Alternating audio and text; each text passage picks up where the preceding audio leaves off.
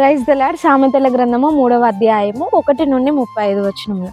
నా కుమారుడా, నా ఉపదేశమును మరవకము, నా ఆజ్ఞలను హృదయపూర్వకముగా గైకొనుము. అవి దీర్ఘాయువును సుఖజీవంతో గడిచే సంవత్సరములను శాంతిని నీకు కలుగజేయును. దయను సత్యమును ఎన్నడూను నిన్ను విడిచిపోనీయకము. వాటిని కంఠాభూషణములుగా ధరించుకొనుము. నీ హృదయమను పలక మీద వాటిని వ్రాసుకొనుము. అప్పుడు దేవుని దృష్టి యందును మానవుల దృష్టి యందును నీవు దయనుంది మంచివాడవని అనిపించుకుందువు. నీ స్వబుద్ధిని ఆధారము చేసుకొనక నీ పూర్ణ హృదయంతో యెహోవా యందు నమ్మకముంచుము. నీ ప్రవర్తన అంతటి యందు ఆయన అధికారమునకు ఒప్పుకొనుము. అప్పుడు ఆయన నీ త్రోవలను సరళము చేయును. నేను జ్ఞానిని కదా అని నీవు అనుకొనవద్దు.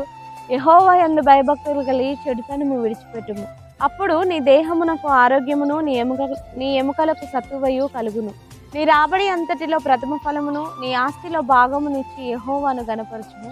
అప్పుడు నీ కొట్లలో ధాన్యము సమృద్ధిగాను, నీ గానుగలను నుండి క్రొత్త ద్రాక్షరసము పైకి పొరలిపారును.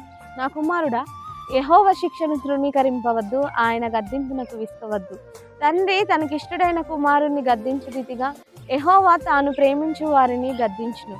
జ్ఞానము సంపాదించిన వాడు ధన్యుడు, వివేచన కలిగిన నరుడు ధన్యుడు. వెన్నిని సంపాదించుట కంటే జ్ఞానము సంపాదించుట మేలు, అపరంజిని సంపాదించుట కంటే జ్ఞానలాభము నొందుట మేలు. పగడముల కంటే అది ప్రియమైనది, నీ ఇష్ట వస్తువులన్నీ దానితో సమానములు కావు. దాని కుడి చేతిలో దీర్ఘాయువును, దాని ఎడమ చేతిలో ధనగణపలును నున్నవి. దాని మార్గములు రమ్య మార్గములు, దాని త్రోవలన్నీ క్షేమకరములు. దానిని అవలంబించు వారికి అది జీవవృక్షము, దాన్ని పట్టుకొని వారందరూ ధన్యులు.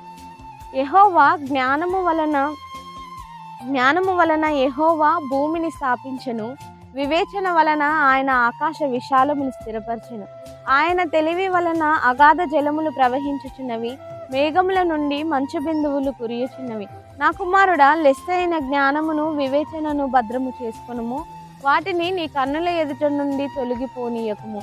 అవి నీకు జీవముగాను, నీ మెడకు అలంకారముగాను ఉండును. అప్పుడు నీ మార్గమున నీవు సురక్షితముగా నడిచెదవు, నీ పాదము ఎప్పుడు నువ్వు తొట్టిల్లదు. నీవు పండుకొనినప్పుడు నీవు భయపడవు, నీవు పరుండి సుఖముగా నిద్రించెదవు. ఆకస్మికముగా భయము కలుగునప్పుడు, దుర్మార్గుల మీదికి నాశనము వచ్చినప్పుడు నీవు భయపడవద్దు. యెహోవా నీకు ఆధారమగును, నీ కాలు చిక్కబడకుండానట్లు ఆయన నిన్ను కాపాడును. మేలు చేయుట నీ చేతనైనప్పుడు దాన్ని పొందదగిన వారికి చేయకుండా వెనుక తీయకము. ద్రవ్యము నీ యొద్ద నుండగా రేపు ఇచ్చేదను పోయి రమ్మని నీ పొరుగు వానితో అనవద్దు. నీ పొరుగువాడు నీ యొద్ద నిర్భయంగా నివసించినప్పుడు వానికి అపకారము కల్పింపవద్దు. నీకు హాని చేయని వానితో నిర్నిమిత్తముగా జగడమాడవద్దు. బలాత్కారం చేయవాని చూచి మత్సరము పడకము.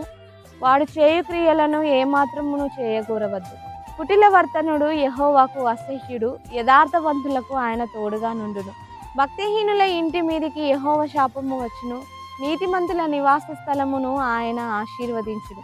అపహాసకులను ఆయన అపహాసించును, దీనుని ఎడల ఆయన దయచూపును. జ్ఞానులు ఘనతను స్వతంత్రించుకుందురు, బుద్ధిహీనులు అవమానభరితులగుదురు. Thank you.